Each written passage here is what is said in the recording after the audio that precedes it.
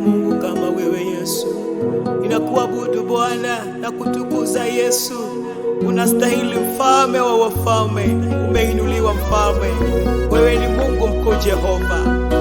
Ninakupenda Yesu, umeinuliwa. Haleluya.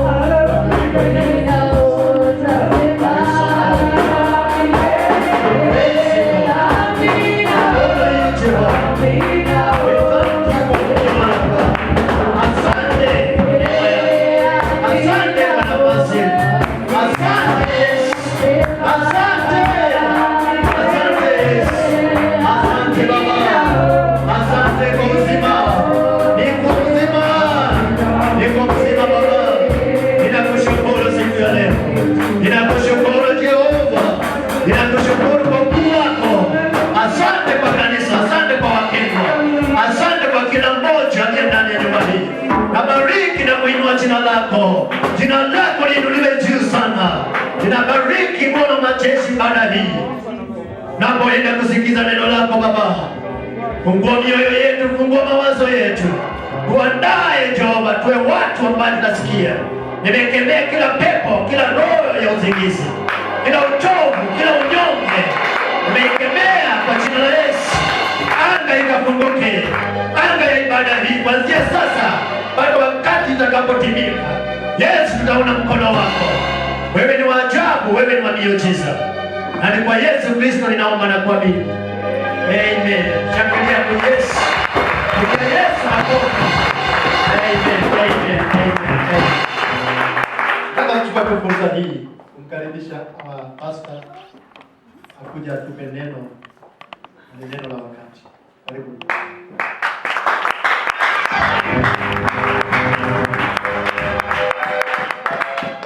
Bwana sifiwe. Sema haleluya.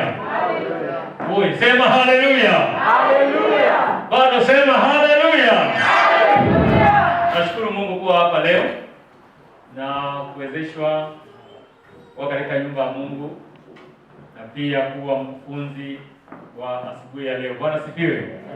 Kwa hivyo Mungu ni mwema na yeye mwaminifu. Nashukuru sana wote ambao umefika katika nyumba ya Bwana yale kwa ajili ya mafundisho ya neno lake Mungu. Sema haleluya. Haleluya. Bwana anaenda kuongeza macho ine. Bwana sifiwe. Kwa hivyo ni wakati wa kujifundisha neno la Mungu na hatutapoteza wakati mwingi, ila tunaenda moja kwa moja kwa neno la Bwana. Na nataka nisome katika kitabu cha Matendo ya Mitume. We're going to read in the book of Acts. Matendo ya Mitume sura ya 2, Acts chapter 2. Mstari ni wa kwanza hadi 4, verse 1 to 4.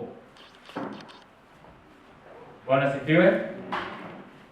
Biblia inasema hivi: hata ilipotimia siku ya Pentekoste, walikuweko wote mahali pamoja. Ghafla toka mbinguni uvumi kama uvumi wa upepo wa nguvu ukienda kazi, ukaijaza nyumba yote waliokuwa wameketi. Ukawatokea ndimi za moto, ndimi zilizogawanyikana kama ndimi za moto uliowakalia kila mmoja wao. Wote wakachazwa Roho Mtakatifu, wakaanza kusema kwa lugha nyingine kama Roho alivyowajalia kutamka. And when the day of Pentecost was fully come, they were all with one accord in one place, and suddenly there came a sound from heaven as of a rushing mighty wind, and it filled all the house where they were sitting. And there appeared unto them cloven tongues like as of fire, and it sat upon each of them. And they were all filled with the Holy Ghost, and began to speak with other tongues, as the Spirit gave them utterance. Tutaomba ili Mungu atupe ufafanuzi mzuri wa neno lake Bwana. Baba, nakushukuru wewe ni mwema na Mungu mwaminifu. Ni asante kwa wakati huu ambao Bwana tuko mbele yako kujifundisha kutoka kwa neno lako. Wewe mwalimu mwema uliyeishi, naomba ya kwamba ukatufundishe siku hii. Baba Yesu, wewe ndio unajua mioyo yetu na tunaleza zote mbele zako. Baba, ukatufundishe na utubariki. Na ni kwa jina la Yesu Kristo ninaomba. Amen. Karibuni viti. May I have seat? Nashukuru Mungu kuwa hapa. Tumekuwa Kilifi Jumapili iliyopita. I'm grateful to God for being here on Sunday. We was in Kilifi. Na Mungu anatenda kazi yake kwa ukuu sana sehemu zile.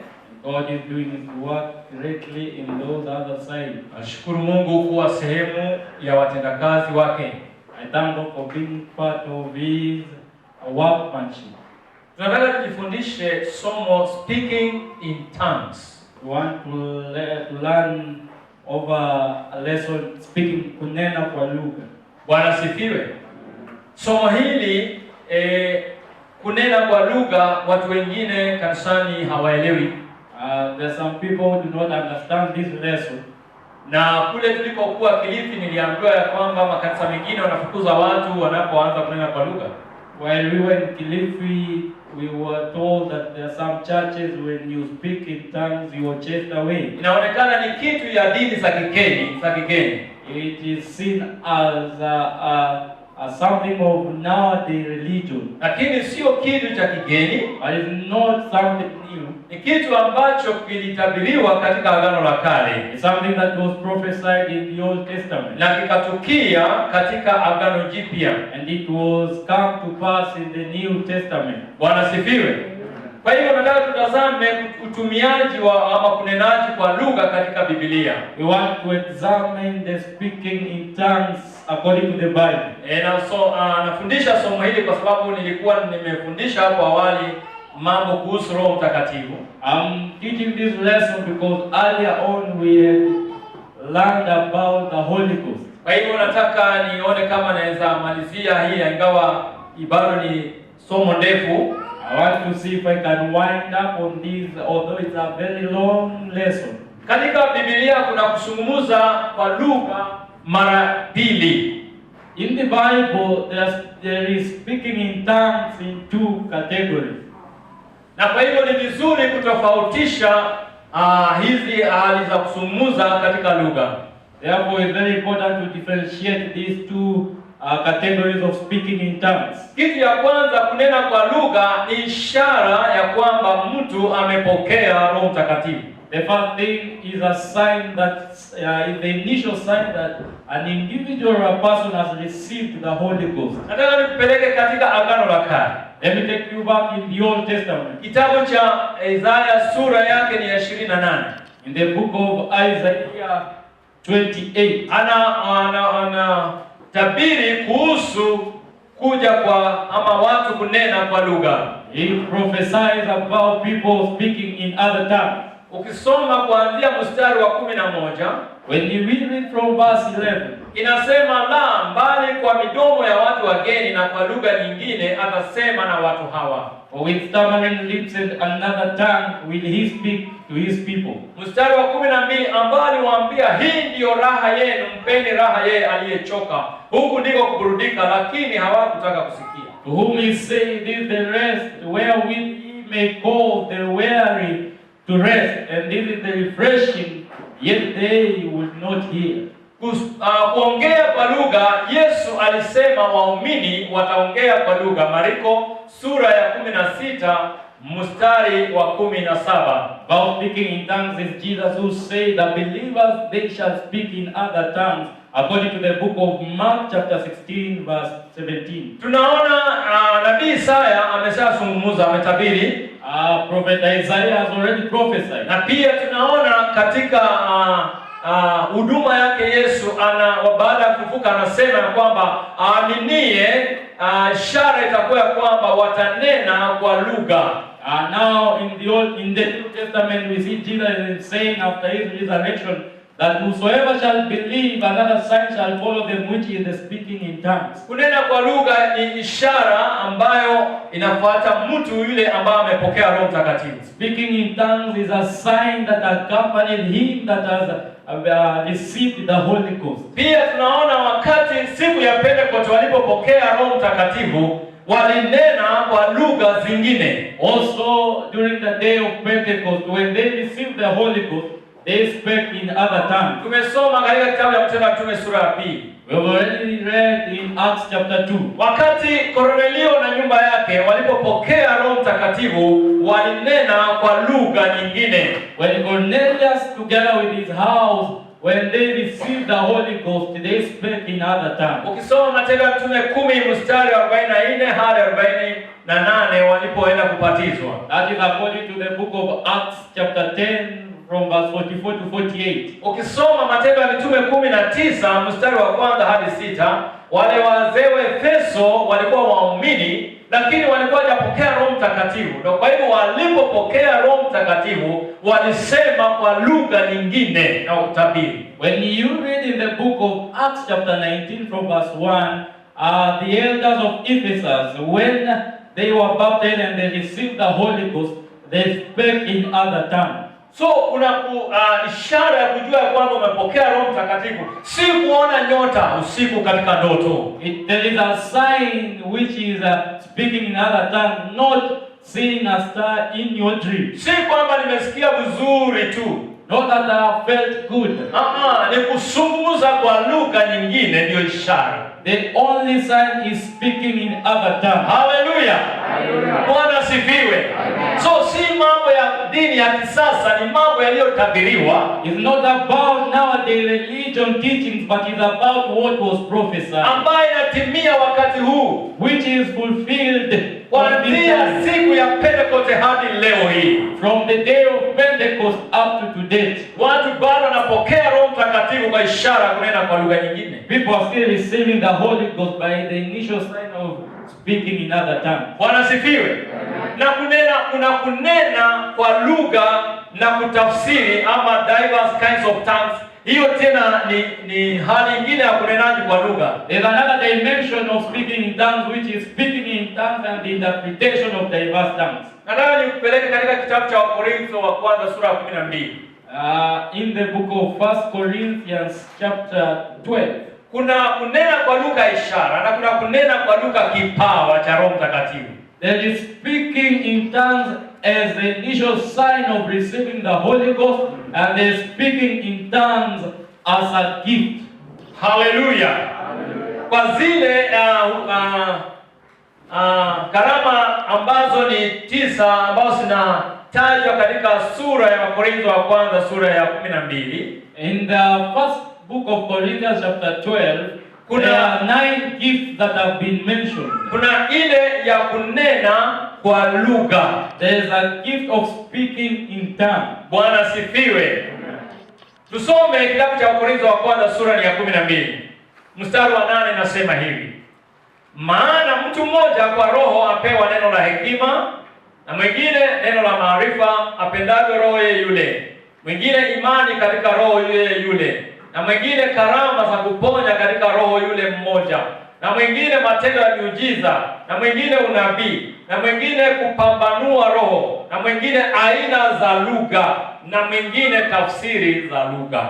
For to one is given by the Spirit the word of wisdom, to another the word of knowledge by the same Spirit, to another faith by the same Spirit, to another the gift of healing by the same Spirit, to another the working of miracles, to another prophecy, to another discerning of spirits, to another diverse kinds of tongues, to another the interpretation of tongues. Bwana sifiwe. So watu wengi wanakosa kuelewa mambo haya, vipawa hivi na kunena kwa lugha ambayo tumetangulia kusema kwamba ni ishara ya kuonyesha umepokea Roho Mtakatifu. There are a lot of people who confuse between the initial sign of speaking in tongues and the gift of diverse tongues. Sema haleluya. Hii ya pili inakuja ku-edify ama kugusa kanisa lote kama vile tuko namna hii. Vile tumekaa hivi. As we are seated, ni kipawa ambao kinaleta ama kinagusa assembly. If the speaking in tongues as a gift is the gift that edifies the assembly. Hallelujah. Hallelujah. Na hii ingine kuongea kwa lugha inagusa mtu anayeongea kwa lugha. And the one of speaking in tongues as the initial sign of receiving the Holy Ghost, it is edification to the person who is speaking in tongues. Hallelujah. Lakini Mungu akileta ujumbe kwa kanisa, akitaka watu wote wasikie ujumbe, atatumia aina za lugha.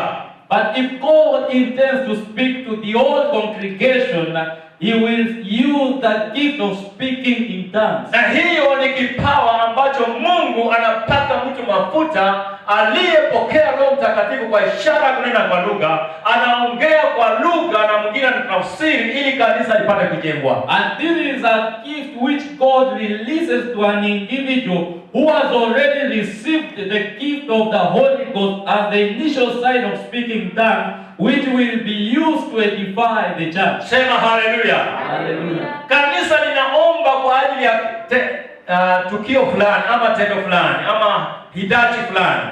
The church is gathered to pray for a specific need. Na Mungu anapaka mmoja wao waumini na upako wa Roho Mtakatifu na anaongea kwa lugha na mmoja mwingine anatafsiri ama Mungu anampa uwezo wa kutafsiri maneno yale yaliyosemwa. And in such a situation, God fills one with the anointing of speaking in tongues, and he speaks, and a different person may interpret that tongue, or the same person may be given the ability to interpret the tongue. Sema haleluya. Haleluya. Bwana sifiwe. Wakati kipawa hiki kinasimama kusema kwa mkutano, watu wote wanabakia kimya.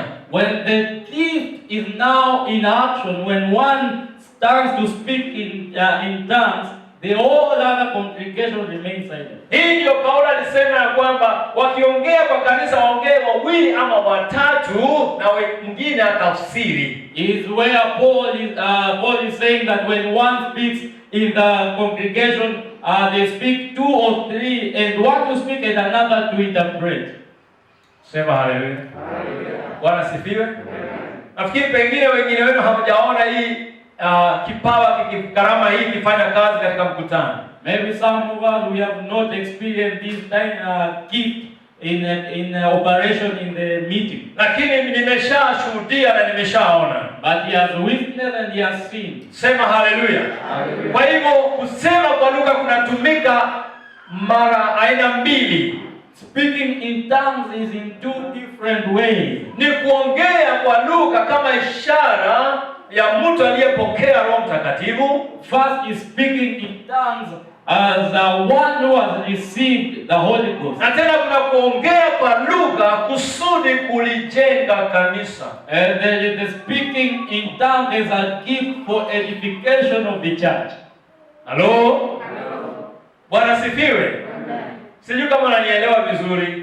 I don't know if you're getting it. Unanipata? Sema haleluya. Kwa hivyo nakutoa wazo ya kwamba kuongea kwa lugha ni mambo ya dini ya kisasa. It's not speaking in tongues is not about nowadays. It's scriptural. Haleluya. Bwana sifiwe. Kwa hivyo ukisoma Wakorintho wa pili sura ya 14 mstari wa kwanza inasema, fuateni upendo na kutaka sana karama za rohoni, lakini sahidi kwamba mpate kuhutubu. The book of 2 Corinthians chapter 14:1.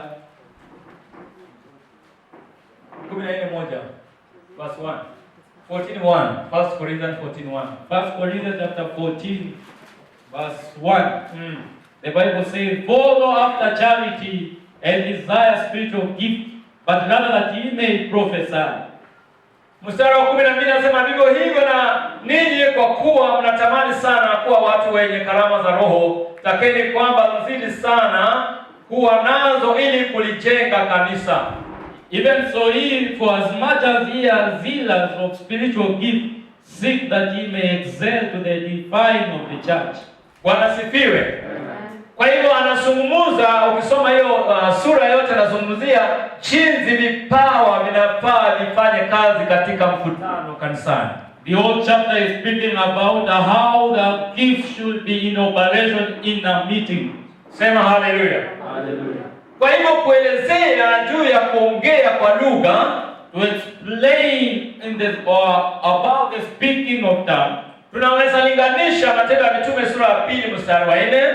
we can compare in the book of Acts chapter 2 verse 4 na Matendo ya Mitume sura ya 2 mstari wa 6 and Acts chapter 2 verse 6 na 8 na 11. verse 6, 8 and 11. Na tunapata kwamba kuzungumza kwa lugha, We find that speaking in tongues ni lugha halisi, is the actual language. haleluya, ingawa kwa mwenye kuzungumza ni lugha zingine. And to the one who speaks is a different language. Si kitu ambacho unajifundisha, It's not a language that you learn. kinakuja na upako wa Roho Mtakatifu. It comes with the anointing of the Holy Ghost. Sema haleluya. Hallelujah. Na tuwezi kuomba kwa kanisa, Mungu nipe lugha niongee, hapana. We cannot pray that God give me a tongue that I can Lakini speak. naomba Mungu nichaze na Roho Mtakatifu. But we pray that God fill me with the power of the Na Holy Mungu Ghost. anapokuchaza na Roho Mtakatifu, And when God fills you with the Holy Ghost, ishara ni kuzungumza kwa lugha zingine. the sign is to speak in other tongues. Sema haleluya. Nilipatana na mtu mwingine akasema siku hizi ni fake, ni mambo haya ni fake, kwa maana wakati ule katika siku ya Pentecost walisikia, walikuwa Yerusalemu walisikia. He met one person who said that nowadays speaking in tongues it is vain, because during the day of Pentecost when they spoke in tongues other people heard what they were speaking. Sema haleluya. Na ni kweli watu walishuhudia kwamba tumesikia wakisema matendo makuu ya Mungu. But it is true that people who had gathered around saying, we've heard them speak of the great wonders of God. Matendo ya Mitume sura ya 2 mstari wa 6, angalia hapo uone. In the Acts 2:6 inasema basi sauti hii iliposikika, mkutano walikutanika, wakashikwa na fadhaa, kwa kuwa kila mmoja waliwasikia wakisema kwa lugha yake mwenyewe. Wakashangaa wote, wakastaajabu, wakaambiana, tazama, hawa wote wasemao si wa Galilaya? Imekuwaje basi sisi kusikia kila mtu lugha yetu tuliozaliwa nayo? Wapadri na Wamedi na Walami na wa Mesopotamia, Wayahudi wa Kapadokia, Ponto na Asia, Frigia na Pamfilia, Misri, pande za Libya karibu na Kirene, wageni watokao Rumi, Wayahudi walioongoka, Wagrete, Waarabu, tunawasikia hao wakisema kwa lugha zetu matendo makuu ya Mungu. Now when this noise abroad, the multitude came together and were confounded, because that every man heard them speak in his own language. And they were all amazed and marveled, saying to one another, behold, are not all these which speak Galileans? And how hear we every man in our own tongue, wherein we were born? Barbarians, Medes, and Elamites, and the dwellers in Mesopotamia, in Judea, and Cappadocia, in Pontus, in Asia, Phrygia, and Pamphylia, in Egypt, and in the parts of Libya about Cyrene, and the strangers of Rome, Jews and proselytes, Greeks and Arabians, we do hear them speak in other tongues the wonderful works of God. Bwana sifiwe. Hauwezi kusema kwa lugha na useme Yesu amelaaniwa. You cannot speak in other tongue and say Jesus is cursed. Lakini yule usema kwa lugha usema matendo makuu ya Mungu aliyoyafanya. But he that speaks in tongues speaks the great works of God. Sema haleluya. Hallelujah. Ndio yule ambaye anampokea Roho Mtakatifu, kuna furaha ile inakuja ndani yake ambao huwezi elezea. That's why when you receive the Holy Ghost, there's joy that comes that you cannot explain. Utapata tu hiyo furaha wakati unapokea Roho Mtakatifu. You will only receive that joy when you receive the Holy Ghost. Na ile kauoga yote kataondoka. And all the fear shall depart. Kale kaibu kote katatoka. And all the shame shall come. Utakuwa bold kwa sababu umepokea Roho wa Mungu. You shall be bold because of you received the Holy Ghost. Unasema Yesu ni Bwana na kama umepokea Roho Mtakatifu. You shall say Jesus is Lord because you received the Holy Ghost. Utaabudu kwa nguvu zote kwa sababu umepokea Roho. You will worship with all your might because you have received the Holy Ghost. Unafanya namna hii kidogo tu kwa sababu hakuna. Now you just a little bit because there's no Holy Ghost. Sasa hiyo ukiambiwa testify the great works of God unasema sijawahi simama mbele ya watu siwezi. Right now ukiambiwa shuhudia mbele ya watu, you will say you've never been. Lakini ukipokea Roho Mtakatifu ni tofauti wapendwa. But if you receive the Holy Ghost, is different. Sema hallelujah. Inakupa ujasiri. It gives you the boldness. Inakupa nguvu. It gives you the power. Hallelujah. Na kwa hivyo waliokuwa Jerusalem, them that were in Jerusalem, walisikia watu wakisema kwa lugha zao. They had people speak in their own tongues. Na Mungu alitaka ifanyike hivyo ndiposa watu waamini kile kimetokea. And God purposed to be so that they may believe what they had done. Ilikuwa mara ya kwanza kusikia watu wakisema matendo makuu ya Mungu kwa lugha zao. For it was for the first time people to speak the great works of God in their own tongue. Ilikuwa wakitoka Yerusalemu waende na hiyo maneno mahali wanapoenda. It was that when they leave Jerusalem, they go to those parts, different parts, with what they have seen. Unaweza pokea Roho Mtakatifu na uongee Kirumi. You can receive the Holy Ghost and speak in Rome. Sema haleluya. Mungu alikwambia vile niliambiwa, mwambie wewe unajua lugha ngapi katika hii Kenya. If someone tells you how he was told, ask him, how many languages do you know? Ni nani anaweza ongea hapa lugha 5 za Kenya please? How many can speak 5 lugha 5 Kenyan languages? Ongeza na Kiingereza na Kiswahili ndani. Lugha 5. 5 ongeza ngapi? Unaongea ngapi? 2. 5. Moja ni Kikuyu anaongea, Kikamba, Kijaluo, Kizungu na pigia yeye makofi. Huyu naona anaenda sana. Na mwingine na anaongea lugha zaidi ya ile. Yes, ndio anaongea gani? Jaluo, Luya, Swahili, Kizungu. Ile.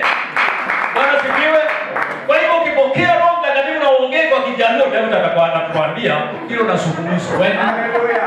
When you are not a Luo and you receive the Holy Ghost and speak in tongues of Luo, huyo atakayosema atatuambia huyo anasema hivi. You will interpret what you are saying. Sema haleluya. Kwa maana utaongea kwa lugha nyingine jinsi Roho atakupa kutamka. For you will speak in other tongues as the Spirit will give you one. Hakufundishi na pastor. You're not taught by the pastor. Roho anaingia tu. When the Holy Ghost comes in, yale maneno unataka kuomba kwa lugha hiyo najua that what you want to pray in your own language. Inabadilisha sasa unaongea kwa lugha zingine. It's changed now, you speak in other tongues. Sema haleluya. Na hiyo si mambo ya unafiki, hiyo ni Biblia. It's not about pretense, it's about imeandikwa. It is written. Kanisa la Agano Jipya, the church of the New Testament. Sema haleluya. Bwana sifiwe. Lazima nipokee Roho Mtakatifu. I must receive the Holy Ghost. Kwa maana Roho ndiye anapeana uzima kanisani. Is the Holy Ghost that gives life of the church. Kanisa na dini ni vitu viwili tofauti. The church and the religion are two different things. Sema haleluya. Ukiwa kanisani tofauti ni wewe kupokea Roho wa Mungu. If you are in the church, the difference is of receiving the Holy Ghost. Ukiwa kwa dini utakaa vile ulivyo. When you are in a religion, you just lakini kwa kanisa lazima kitu kitatafanyika ndani ya moyo. But in the church, something must happen in your heart. Na hiyo ni nguvu za Roho Mtakatifu. And that's the power of the Holy Ghost. Sema haleluya. So waliongea kwa lugha zingine. They spoke in other tongues. Na lugha zikasikiwa. And they were heard. Na watu wakashangaa. And people marveled. Na wakasema si wote hawa wa Galilaya. They say, are all these Galileans? Anasema kwa lugha zetu matendo makuu ya Mungu. Why are they speaking in our own language the great works of God? Naweza pokea Roho Mtakatifu na waongee Kipokoti. You can receive the Holy Ghost and speak in Pokot. Sema haleluya. Mpokoti akiwa hapa atasema yale unasema. And when a Pokot is here, he will say what you say. Na hata sema unatukana Mungu. And he will not say you. Atasema unasema matendo makuu ya Mungu. He will say you glorify. Kwa maana ukipokea Roho Mtakatifu ni matendo makuu ya Mungu. When you receive the Holy Ghost, is the great works of God. Bwana sifiwe. Hii ni kitu isiyo ya kawaida. Is not a normal thing. Ni supernatural. Ni ya uungu. Hallelujah. Bwana sifiwe. Initial evidence of the Holy Ghost. Ishara ama ushahidi wa hakika wa kwanza kwamba umepokea Roho Mtakatifu. Kitu ya kwanza lazima tuweze kuangalia ile ahadi ambazo Yesu alipeana kuhusu Roho Mtakatifu alipokuwa hapa duniani. We first must reflect on the promises that God, Jesus made during his earthly ministry. Unaona vile aliambia wanafunzi wake when he spoke to his disciples. Hii ni baada ya kufufuka kwake, after his resurrection. Kitabu cha Luka sura ya 24. In the book of Luke chapter 24. Aliwaambia hivi katika mstari wa 49 verse 49. Bwana sifiwe. Luka 24 mstari wa 29, lakini wacha tuanze 47 usikie vile nasema. From verse 47. Alipokwisha kusema hayo ali 20 Luka 47 inasema, na kwamba mataifa yote watahubiriwa kwa jina langu habari ya toba na ondoleo la dhambi, kuanza tangu Yerusalemu. Nanyi ninyi mashahidi wa mambo haya. Na tazama nawaletea juu yenu ahadi ya Baba yangu, lakini kaeni humu mjini hata mvikwe uwezo utokao juu. And that repentance and remission of sin should be preached in his name among all nations, beginning at Jerusalem. And ye are witnesses of these things. And behold, I send the promise of my Father upon you. But tarry ye in the city of Jerusalem, until ye be endued with power from on high. Yohana sura ya 14 mstari wa 16. John 14 verse 16. Biblia inasema, nami nitamuomba Baba, naye atawapa msaidizi mwingine ili akae nanyi hata milele. Ndiye Roho wa kweli, ambaye ulimwengu hauwezi kumpokea kwa kuwa haumuoni wala haumtambui, bali ninyi mnamtambua, maana anakaa kwenu naye atakuwa ndani yenu. And I will pray the Father, and he shall give you another comforter, that he may abide with you forever, even the Spirit of truth, whom the world cannot receive, because it seeth him not, neither knoweth him. But ye know him, for he dwelleth with you, and he shall be. Yohana 15:26 inasema, lakini ajapo huyo msaidizi nitakayempelekea kutoka kwa Baba, huyo Roho wa kweli atokaye kwa Baba, yeye atanishuhudia. John 15:26. But when the Comforter is come, whom I will send unto you from the Father, even the Spirit of truth which proceedeth from the Father, he shall testify of me. Bwana sifiwe. So haya Yesu anazungumzia kuhusu Roho Mtakatifu. Jesus is speaking about the Holy Ghost. Wakati huo Roho ilikuwa bado haijashuka. It was before the Holy Ghost has come. Anaambia katika Luka baada ya kufufuka kwake. He speaks in Luke after his resurrection, ya kwamba mataifa watahubiriwa kwa jina lake habari za toba na ondoleo la dhambi. That the nations shall be preached in his name unto the repentance of sins. Na akawaambia ninyi ni mashahidi wa mambo haya. And he tells them, you are witnesses of these things. Lakini kaeni humu chini hata mvikwe uwezo utokao juu. But tarry in the city of Jerusalem until you be endued by power from on high. Maana yake hamutahubiri pasipo Roho Mtakatifu. Meaning that you shall not preach without the Holy Ghost. Hauwezi kuwa mshuhuda bila Roho Mtakatifu. You cannot be a witness without the Holy Ghost. Lazima upokee Roho kwanza. You must receive the Holy Ghost first. Ndio uwe mshuhuda mzuri. So that you may be a good witness. Sema haleluya. Haleluya. Ukikutana na mtu anakuambia yeye ni mshuhuda wa Jehova, mwambie hivi, ulipokea Roho Mtakatifu? If you meet with somebody and they tell you I'm Jehovah Witness, uliza yeye kitu. Tunasema Yesu alisema wapokee Roho. ask them, well, Jesus said they received the Holy Ghost. Hawaamini hiyo. They did not believe that. Hawatakurudia tena. And they will never come back to you again. Sema haleluya. Kwa maana washuhuda ni wale waliopokea Roho. Because witnesses are those that have received the Holy Ghost. Kwa maana Yesu ndiye alisema hamwezi kuhubiri hivyo ingawa mmeona miujiza ile nimefanya. If Jesus who said, although you've seen the miracles that have happened, hata hivyo nimewaombea, and I've also prayed for you, lakini kaeni mpaka muvikwe Roho Mtakatifu, but tarry fast until you be endued with power, na mtakuwa mashahidi, and you shall be witnesses. Sema haleluya. Bwana asifiwe. Na kwa hivyo aliwaambia ulimwengu hauwezi kupokea huyo Roho. He said unto them that the world cannot receive. Kwa maana ulimwengu hauwezi kumuona, because the world cannot see. Lakini ninyi mnamuona. But now you see. Kwa maana amekuwa na nyinyi. For he has been with you. Na atakuwa ndani yenu. He shall be in you. Aliyekuwa na wao ni Yesu. Who was with them was Jesus. Anasema na atakuwa ndani yenu. And he said, I will be in you. Oh, hallelujah. Bwana asifiwe. Baba katika uumbaji, Father in creation, Mwana katika ukombozi, Son in redemption, Roho katika kufanywa upya. Child in Yeye Bwana ni Mungu mmoja tu. He is the same one. Si wawili, si watatu. Not two or three. Hii hapo kanisani. He is here in the church. Anajaza mioyo ya waumini. He's filling the heart of Kwa njia ya Roho Mtakatifu. in the form of the Holy Spirit. Sema haleluya. Hauwezi kujua. You cannot Hauwezi kuishia Mungu. You cannot live for God pasipo msaada without the wa help Roho Mtakatifu. the help of the Holy Ghost. Sema haleluya.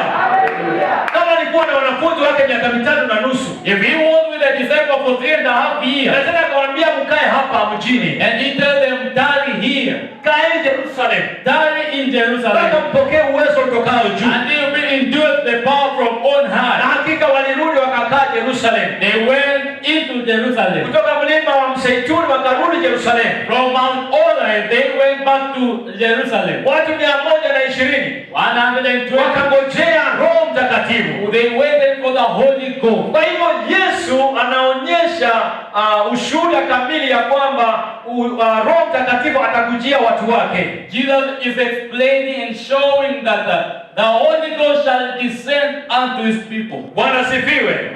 Haleluya. Lakini Roho huyo atakapokuja, angalia vile analitafanya. But when the Spirit shall come, this is what shall happen. Yohana 16:13 John 16:13 inasema, lakini yeye atakapokuja huyo Roho wa kweli atawaongoza awatie kwenye kweli yote, kwa maana hatanena kwa shauri lake mwenyewe, lakini yote atakayosikia atayanena, na mambo yajayo atawapasha habari yake. Howbeit, when he, the Spirit of truth, is come, he will guide you into all truth, for he shall not speak of himself, but whatsoever he shall hear, that shall he speak, and he shall show you things to come. Unajua, mimi kama pastor, Him as the pastor, naweza kuambia hili jambo nafanya si mzuri. he can tell you what you're doing is not right. Kitu hili unafanya si mzuri mbele ya Mungu. What you're doing is not right before God. Lakini baada ya kuondoka mbele yangu, Now, after leaving, utafanya tu vile unaendelea kufanya. you will do as you want to do. Sema haleluya.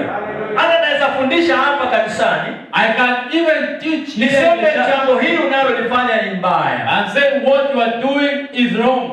iko nje ya mapenzi ya Mungu. It's outside the will of God. Utanisikiza, You will listen. lakini kwa sababu hauna Roho Mtakatifu, Now, because you don't have the Holy Ghost, hauna uwezo wa kutenda vile neno linasema. you have no power to do as the Lakini word. Roho Mtakatifu itakuongoza na ikutie kwenye kweli yote. But the Holy Ghost shall lead you and put you in all truth. Na kwa sababu hauna Roho Mtakatifu, And because you don't have the Holy unapata Ghost, vigumu sana kuyafanya mapenzi ya Mungu. that's why it becomes very hard to do the will of God. Ndio maana Yesu akasema lazima wakae Jerusalem That's why Jesus said they have to tarry mpaka wapokee Roho wa Mungu, until they endure with power, ndio wasigeuke njiani wakawa manabii wa uongo. so that they may not turn along the way and become false prophets. Maliza kama ni manabii wa uongo. Some pastors, they begin well, but they end up being false prophets. Unahitaji Roho Mtakatifu. We need the Holy Ghost. Huyo ndiye msaidizi, He is the helper. na hiyo ahadi bado inatimizwa hadi wa leo. And the promise is fulfilled today. Haleluya, Bwana asifiwe. Kwa hiyo ishara ya pekee ya kuonyesha mtu amepokea Roho Mtakatifu, nimesema ni kunena kwa lugha nyingine. The only initial sign of knowing that one has received the Holy Ghost is speaking in other tongues. Hiyo ndio tunapata kwa maandiko. That's the only evidence that is in the scripture. Lakini ingine haipatikani. But there's no any other. Bwana sifiwe. Kwa maana siku ya Pentekoste 120 waumini walipokea. Because on the day of Pentecost 120 believers received the Holy Ghost. Hata Mariamu mama yake Yesu alipokea Roho Mtakatifu. Mary the mother of Jesus received the Holy Ghost. Sema haleluya. Alipokea Roho Mtakatifu. She received the Holy Ghost. Hakubakia tu kwa sababu alizaa na Yesu. She never remained because she the mother. Alienda Yerusalemu kungoja. She went to Jerusalem to wait. Ingawa ndiye alizaa Yesu, lakini alienda Yerusalemu kungoja. Although she is the mother of Jesus, but she went to Jerusalem. Kwa hivyo kama naamini kwa Mariamu, if you believe in Mary, ukiamini Mariamu ni mama mtakatifu, if you believe Mary and the Holy Ghost, nataka nikufahamisha alipokea Roho Mtakatifu. I want to tell you Mary received the Holy Ghost. So ukisema naamini kwa Mariamu na utapokea Roho, if you say I believe in Mary the Holy Mother and you know this is the Holy Ghost, nje ya Mariamu, you are outside of Mary. Sema haleluya. Haleluya. Bwana sifiwe. Amen. Umeelewa hivi? Yeah. Soma hapo Matendo ya Mitume utapata alikuwemo na wamama wengine. Mary the mother of Jesus was among the 120 believers of the Pentecost. Naona mtu mwingine ana shaka. Unataka pastor imeandikwa wapi? Imeandikwa. Acha nikusomee mahali imeandikwa. Bwana sifiwe? Imeandikwa. Katika kitabu cha Matendo ya Mitume sura yake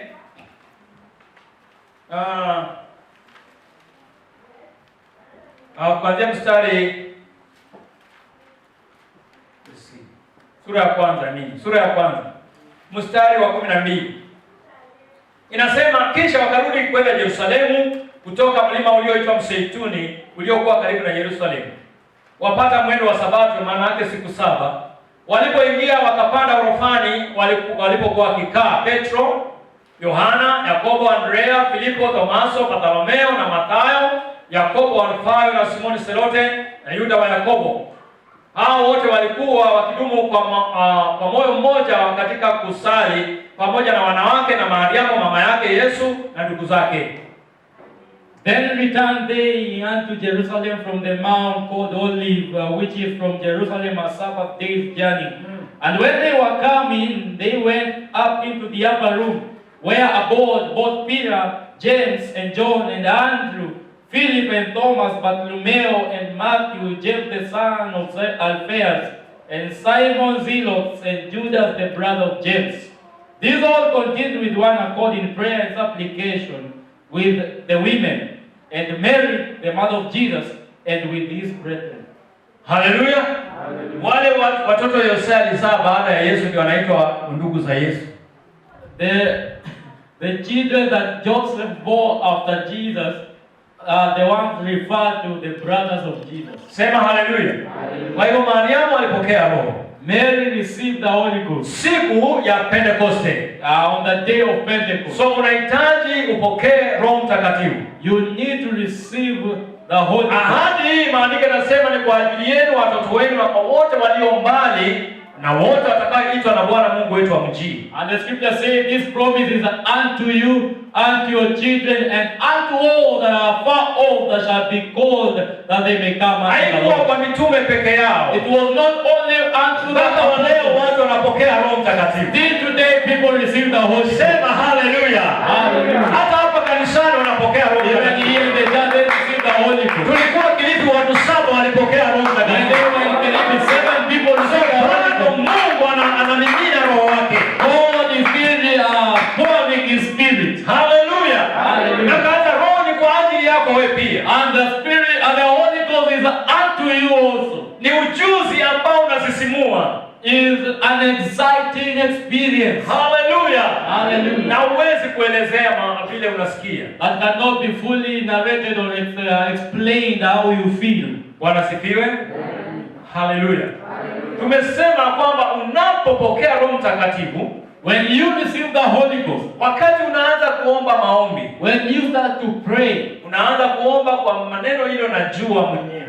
you start to pray as per your own words. Unaomba kwa lugha hilo naelewa. To the language you understand. Na wakati unazidi kuomba, and as you continue to pray, Roho anachukua ushukani. The Holy Ghost takes over. Badala ya kutamka ile mambo na fahamu, instead of speaking the words you understand, unaanza kutamka mambo ambayo haufahamu. You start to speak the words you cannot understand. Na hivyo ndivyo Mkristo hujengeka kiroho. And that's how a Christian is edified spiritually. Hatujui kuomba jinsi pasavyo. We not know how we ought to pray. Lakini Roho mwenyewe tuombea kwa kuugua kusipoweza kutamkwa. But the Spirit intercedes for us unto the groaning, ambayo tunalia Abba, yani Baba. Crying Abba, meaning Father. Sema haleluya. Hallelujah. Bwana sifiwe.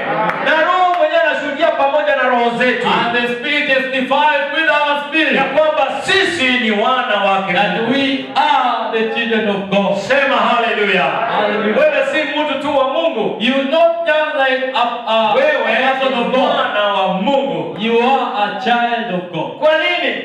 What? Alikuja kwa walio wake. He came unto his own. Walio wake hawakumpokea. And his own received him not. Kwa wote waliompokea, aliwapa uwezo. Gave he them power. Wafanyika wana wa Mungu. Become the children of God. Wale waliaminio jina lake. Those who believe in his name. Sema haleluya.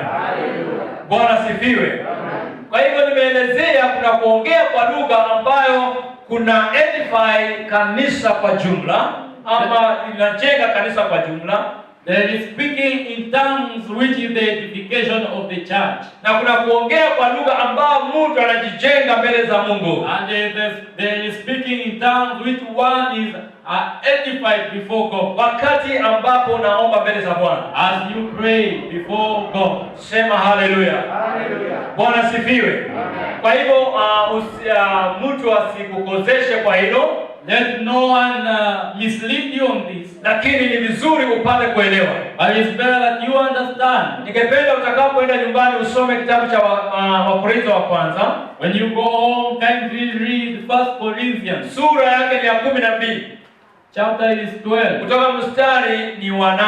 From verse 8. Alafu sura ya 14 Wakorintho wa kwanza. Up to verse 14.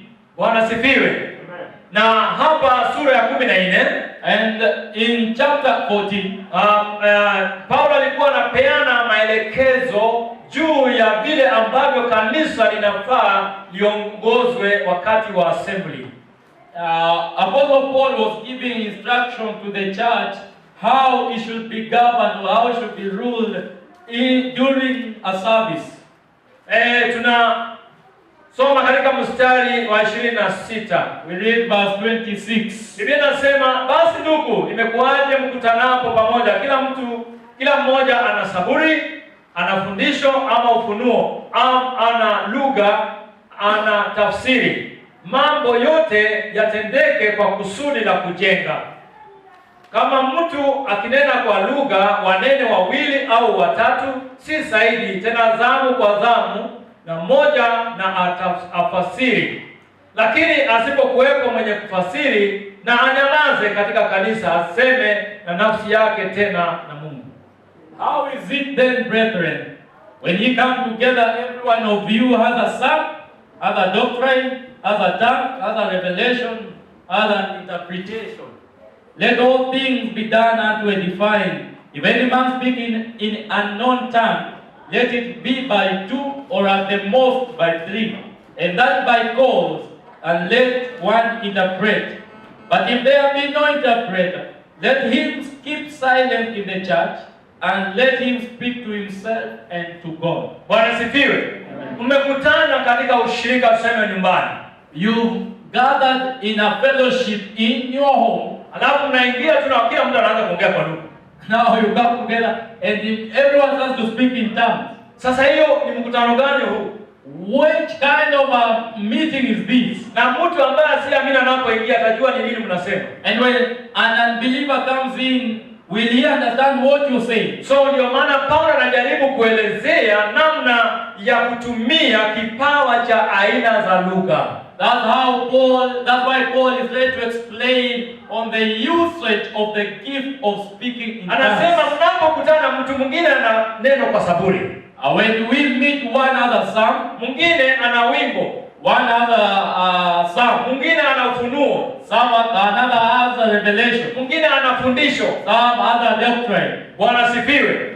Kwa hivyo mambo yote yanatendeka kwa kusudi la kujenga. And let all things be done for edification. Ukitoa ushuhuda kanisani, when you testify in the church, usitoe ushuhuda wa kutetemesha watu. Don't give a testimony that leaves people worried.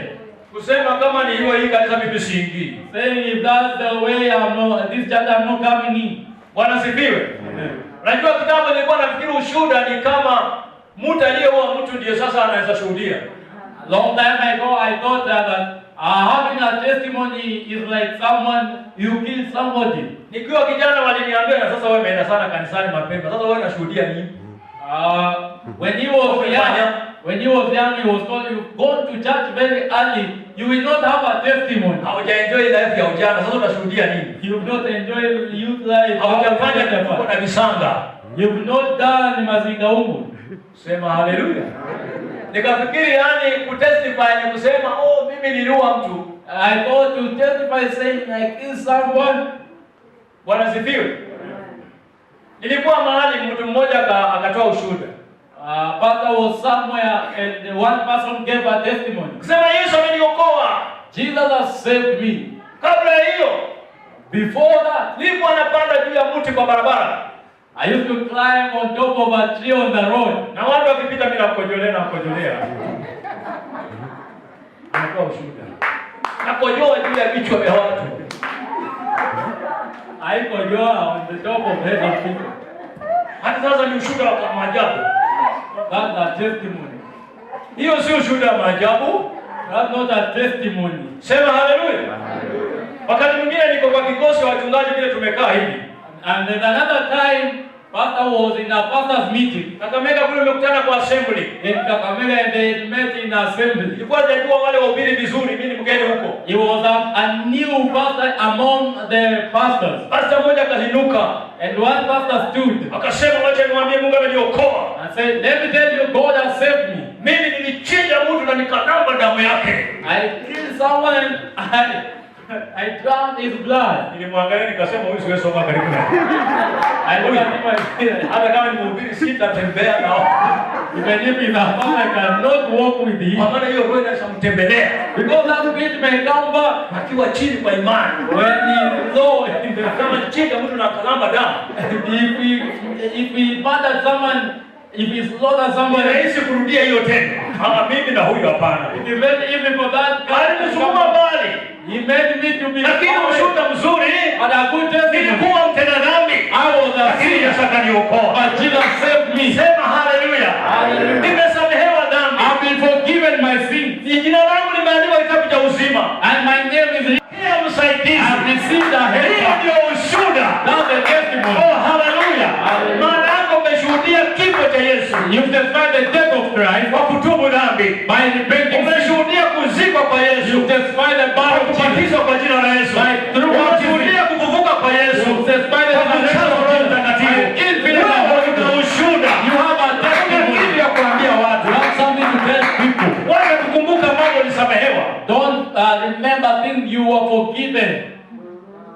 Dhambi zetu vile mashariki iliyo mbali na magharibi, alitupa dhambi zetu mbali na sisi. As far as east is from the west, that's how far our sins were washed away. Usiendelee kujikumbusha.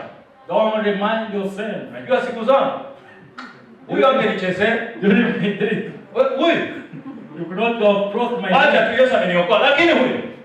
Jesus has said, but ni nini kinazungumza ndani yako? What is speaking in you? Kama siku zile za kale. If it was alikuwa chini. Nini kinazungumza? Siku moja mtu atakuwa chini. Kama na bado unakumbuka, kumbe bado yuko maneno yako. Yuko life ndani yako. Those things are still in you. Bwana sifiwe. Kwa hivyo Paulo alikuwa anaelezea kanisa mnapokutanika. Paul was explaining to the church, Wacha tuwe na order kanisani. we have utaratibu. Tuwe na order katika ushirika. We have utaratibu. Mwimbaji aimbe wimbo. Let the sing. Wacha mwenye kufundisha afundishe. Let all the one to teach. Je, umepewa ufunuo? Sema ufunuo ni wapi? Given a revelation, say the revelation you've been. Una neno la kufundisha, fundisha wenzako. You have a word to teach others. Hallelujah. Tusiwe na confusion wakati wa kuongea katika lugha. So that we may not have confusion during the speaking. Tusiwe na confusion wakati wa kutoa neno la unabii. Let not have confusion during prophecy. Mtu akitabiri, watabiri mmoja ama wawili. When one prophesy, let one prophesy na mwingine aweze kutafsiri and another to interpret, kusudi ikiwa kanisa lipate kujengwa, so that the church may be edified. Bwana sifiwe. Bwana sifiwe. Kwa hivyo hiyo ndio alikuwa anajaribu kueleza. That's what he was trying to explain. Na sasa watu wengine wamesema kwa kanisa wanataka waongee watu wawili ama watatu peke yake. Now there are people who have now interpreted this scripture that only 2 or 3 people should speak in tongues. Si hivyo. Bwana sifiwe. Hallelujah. Kwa hivyo kule kujengeka kwa muamini, wacha nitakapomalizia haraka kidogo.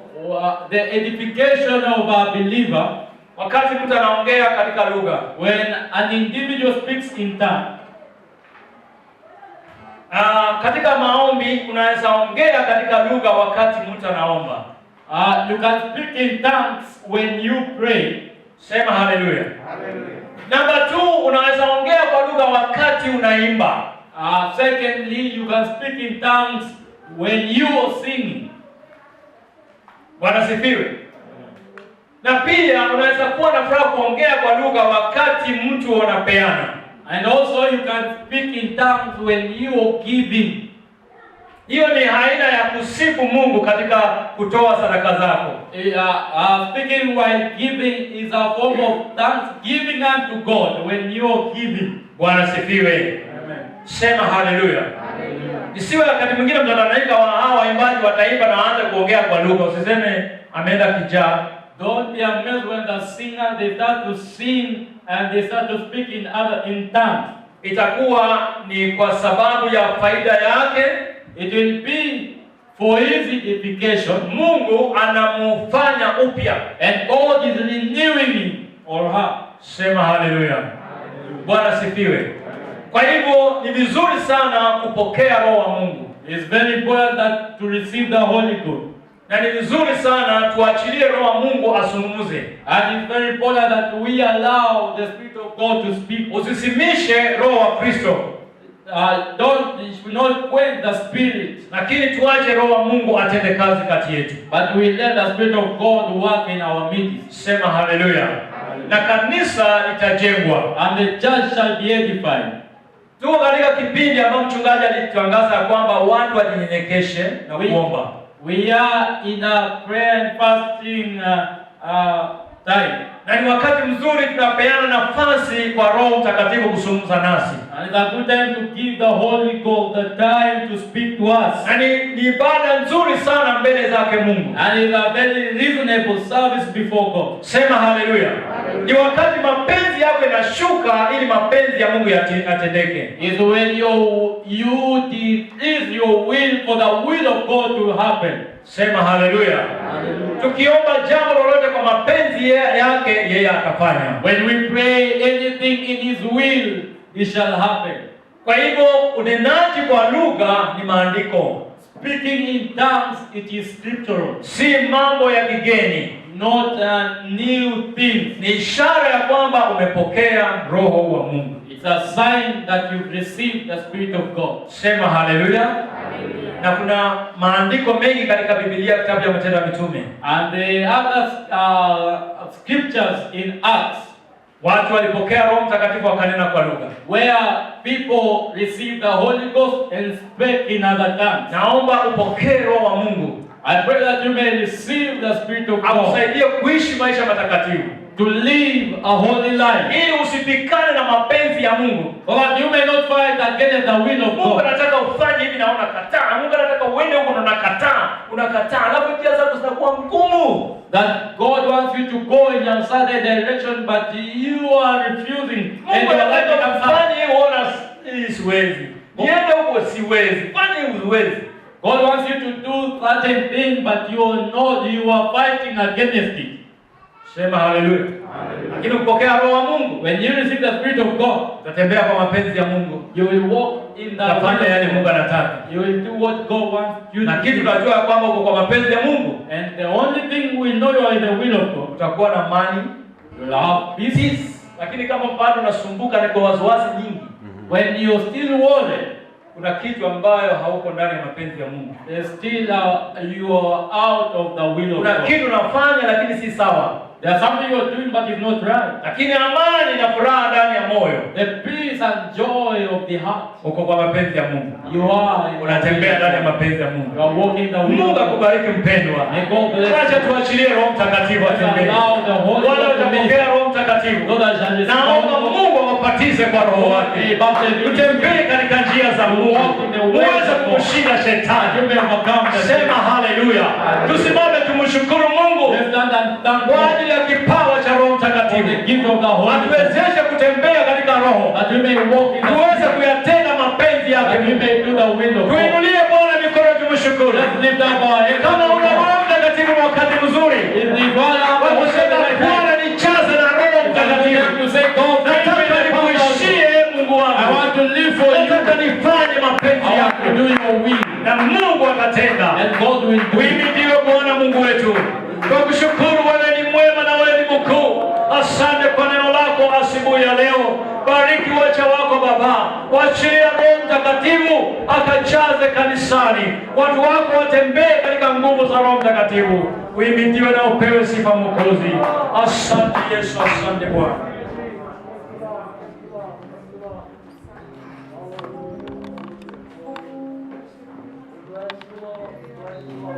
Wewe Jehova, utukufu na heshima kuinua Yesu. Hallelujah, hallelujah Jesus. You are worthy Lord. You are worthy Jesus. You are worthy Messiah. Hakuna mwingine kama wewe Mfalme. Hallelujah, hallelujah, hallelujah. Thank you Jesus.